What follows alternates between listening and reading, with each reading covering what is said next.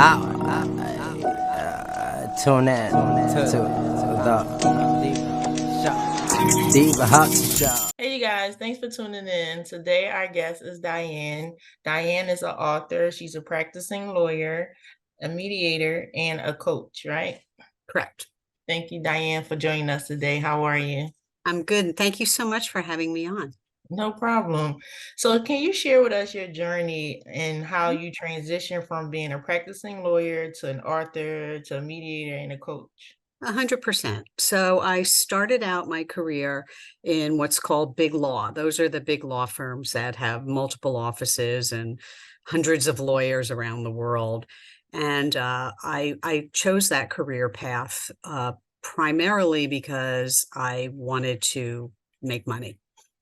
Be really honest about that. I paid my way Right. for myself through college and law school, and I didn't want to be in debt, and I wanted to have financial security. And I actually liked my career. I went to a big firm. I was a real estate lawyer, and it was good. And I did that for quite a while, probably about maybe 9 years, and then I ended up marrying a partner at my firm, and in those days, that was a career killer.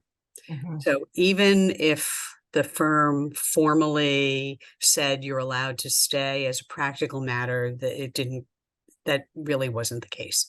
Right. So I left, I had my kids. As part of that, I earned an MBA when my daughter, who's now 33, was Okay. 2. I went back to business school and got an MBA. And when she was in preschool, I connected with another woman who had also kind of left a fairly big career for a variety of reasons. And we decided that to help ourselves navigate parenthood, Mhm. we wrote a book on raising children in New York City. Okay.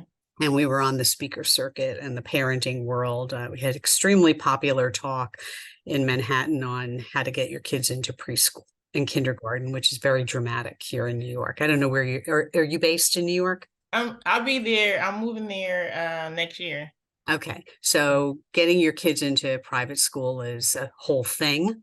Okay. And we wrote about that, and we wrote about, childcare and a lot of different things on being a parent in a city.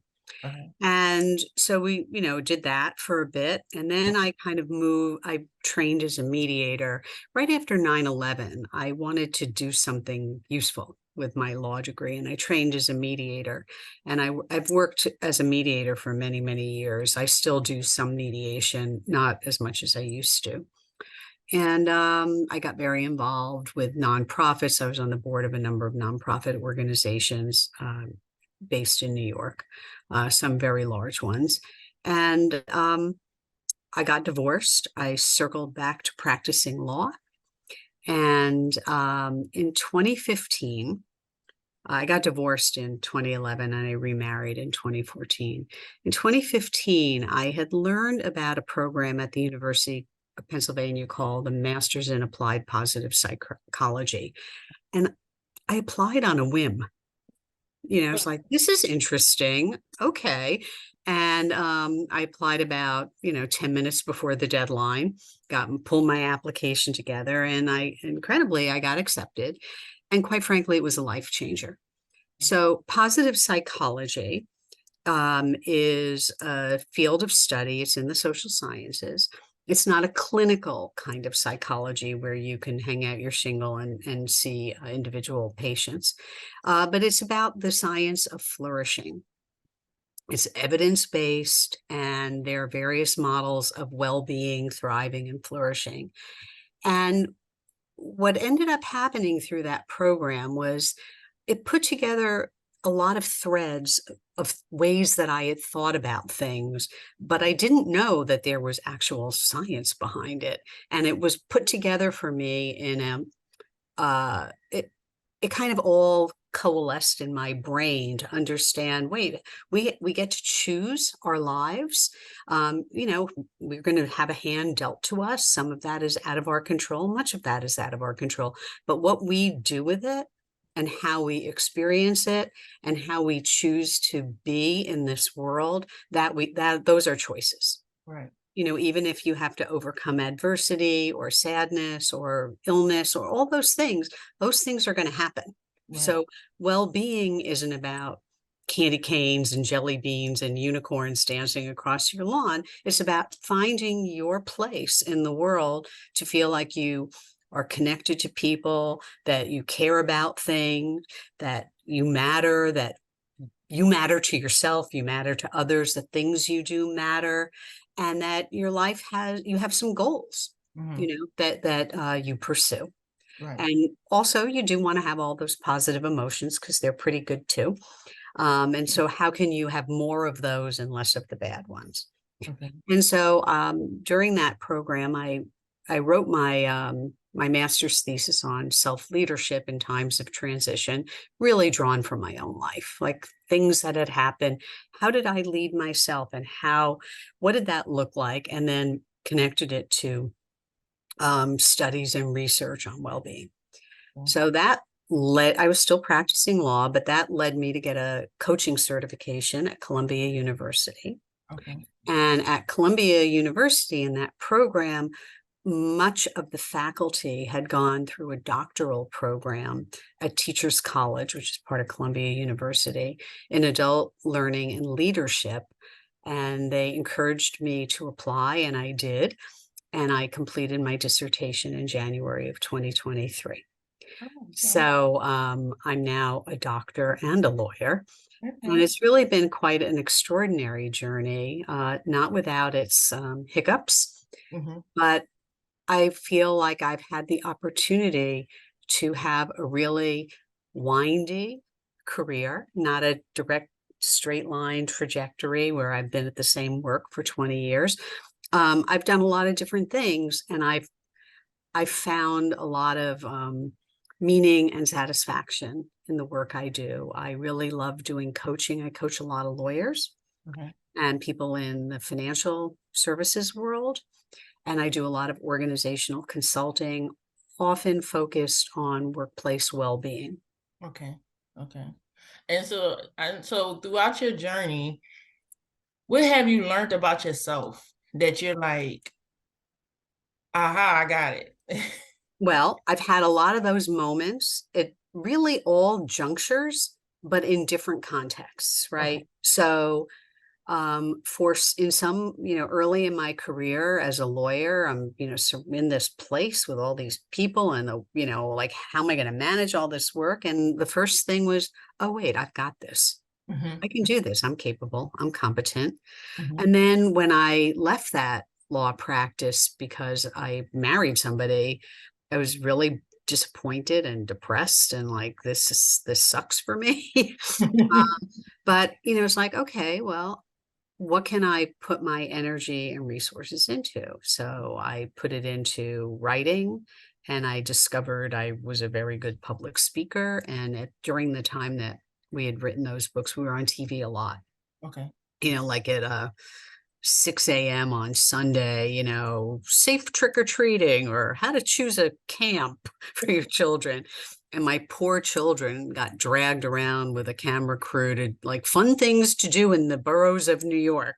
I took them all over the place with some of their friends, and, but it was really fun. And so at each juncture, I learned, wait, I have some capabilities and capacities. And what do I like? What do I care about?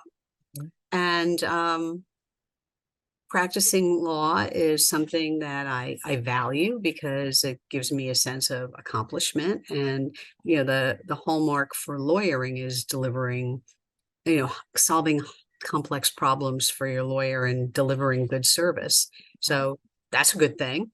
And then I would say the master's in applied positive psychology really tapped into my love of learning. And I like school. Like, I have a lot of degrees. It's kind of silly. But I have a lot of degrees, but I like learning, and I'm really wonky, and I like doing research, and I like writing papers, and I like, academic writing. So while for many people writing their dissertation is like the worst thing that imaginable, like going to hell, for me it was actually quite extraordinary. I liked my research. I liked what I was looking at. I conducted interviews with, very, very high level partners in some of the top firms in the United States. And it was amazing, Right. and so that curiosity, I really tapped into my innate curiosity. I'm just interested in stuff and Right. people.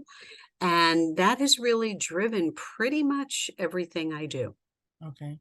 It's kind of why I like coaching, because I'm so interested in people's stories. Yeah. Like, how did you get here? Like, and then helping them, sort out what are their goals, where do they want to be, how do they want to get there.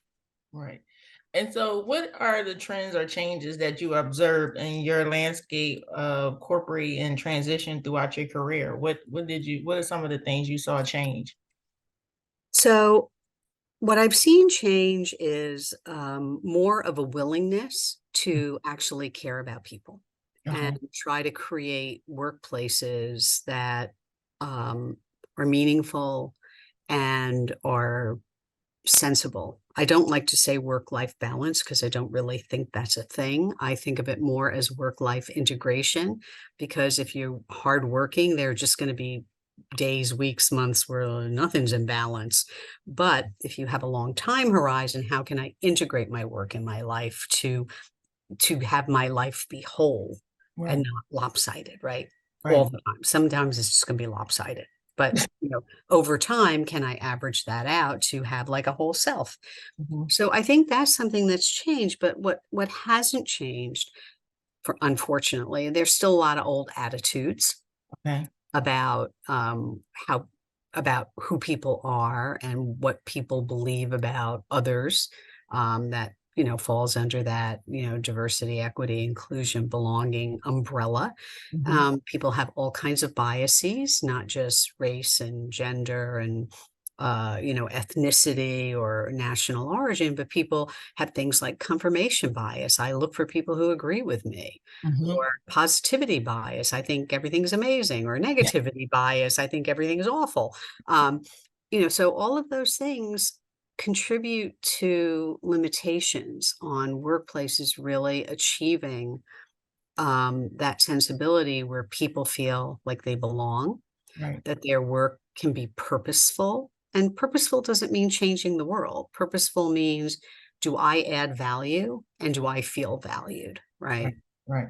Right. And so I think we really kind of need to elevate the consciousness in Mhm. organizations to say, let's look at people as whole human beings. Let's create workplaces that, are respectful places to be. And by the way, we still have to get the work done. Right. Like, we're not pretending that there's not like work to do. Right. But can we organize ourselves in a way that helps people do their best work and weeds out the people who are not contributing? Mhm. Because, a well-being in the workplace doesn't mean that everybody's smiling all the time and that you don't have to fire people. It means you're having a realistic assessment. Right. Are people doing what they need to be doing and contributing to an environment that isn't toxic or unpleasant? Right. And I find that even like looking at organizations, mentorship or even partner, like if you see an employee struggling, maybe Mhm. partner them up with an employee that's performing at A and that person's performing, let's say, at a D level, but if you partner them up, that person will push that person up to probably, a Exactly. B.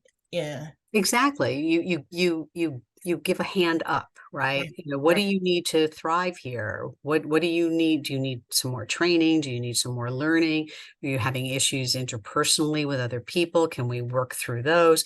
Right. That's how you get people engaged. Right. And sometimes the answer is this isn't the right work for you, right? You took this job because you needed the job and it really doesn't make you happy and you don't like it. Well, maybe you have to think about how can you transition to something that's a better fit, Right. right? Like that matches your capabilities and your goals and kind of your hopes and dreams too. Like, it's okay to have hopes and dreams about your life and career. It is.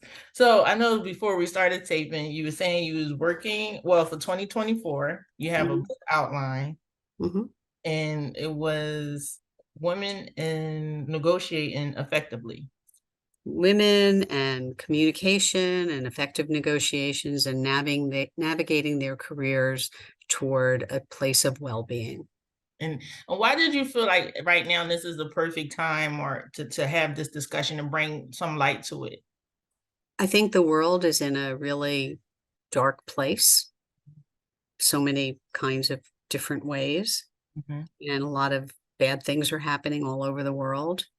And the one thing we can do is we can start with ourselves, Right, right. right? Can I create a space for myself Mhm. where I feel valued and I add value, where I can pursue my goals, where I can achieve my dreams, and I can relate to other people with respect and dignity and kindness, Mhm.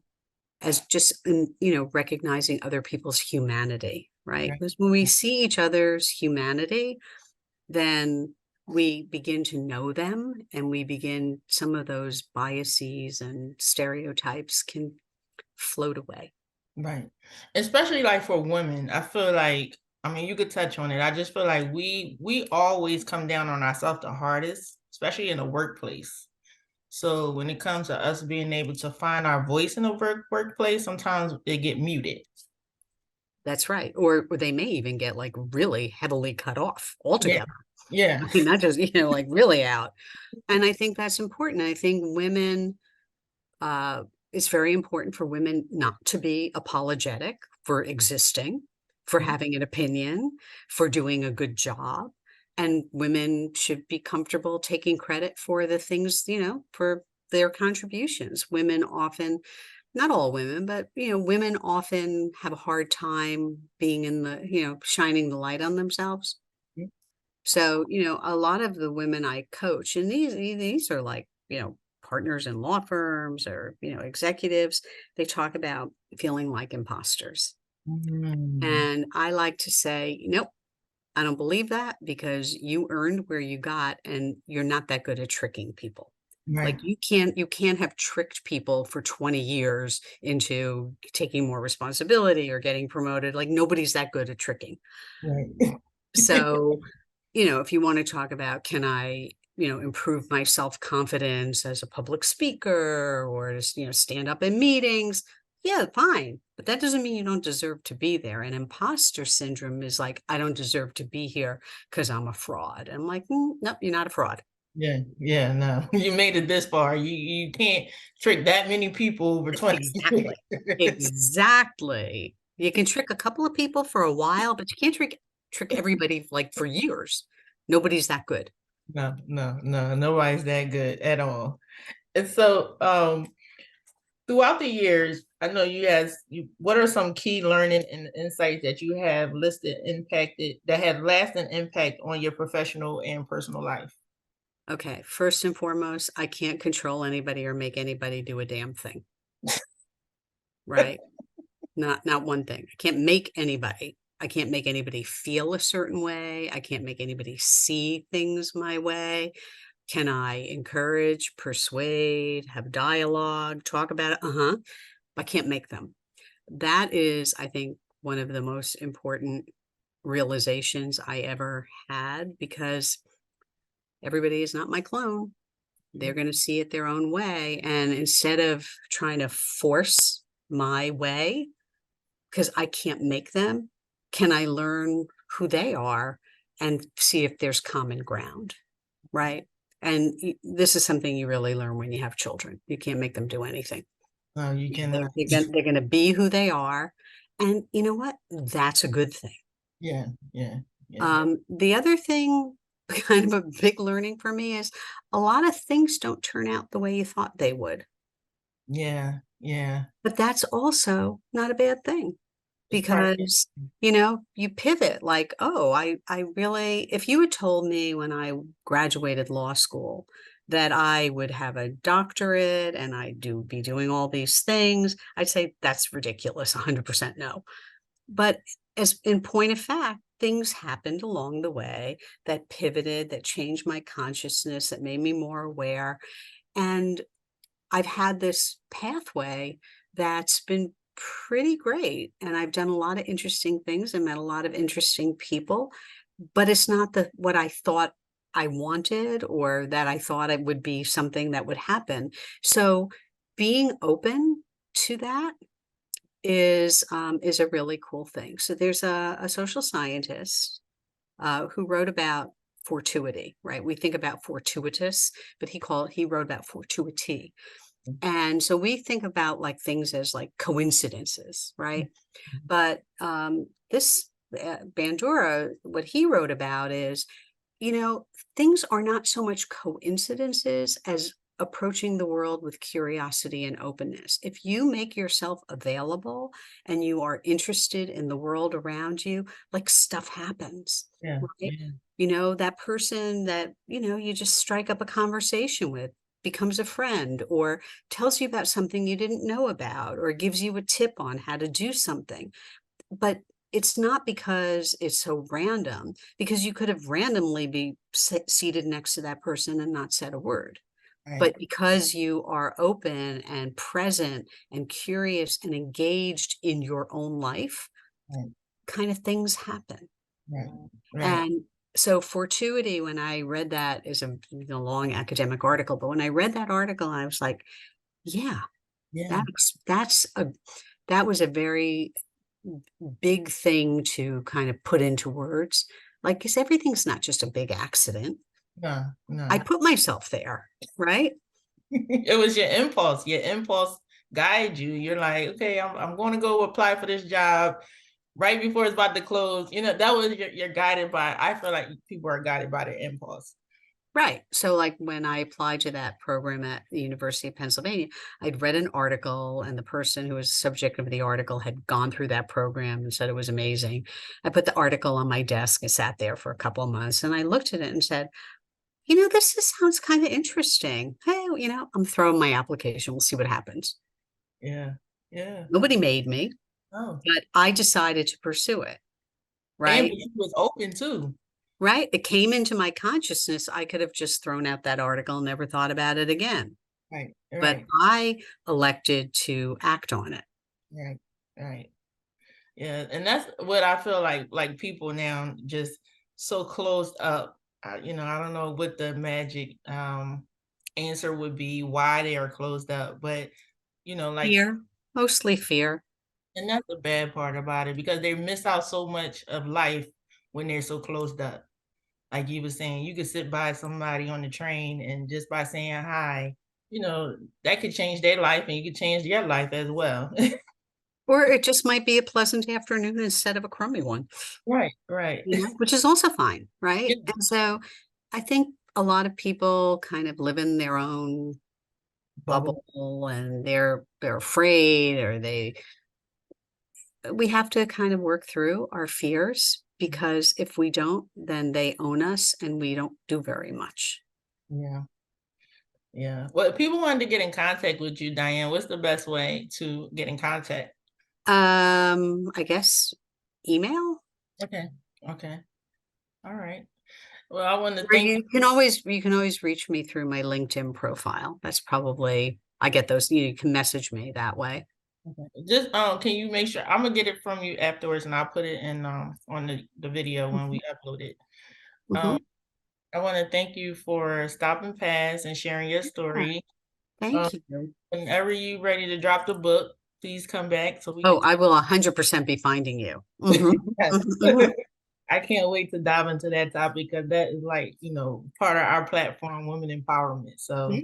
And if there's anything else that you want me to, you want to hear about from me, I invite you with open arms, reach out. I love to talk about, helping women move up in their professional lives. So this is a subject near and dear to my heart, and I'm happy to come back anytime. thank you. Thank you. All right. Tune in to the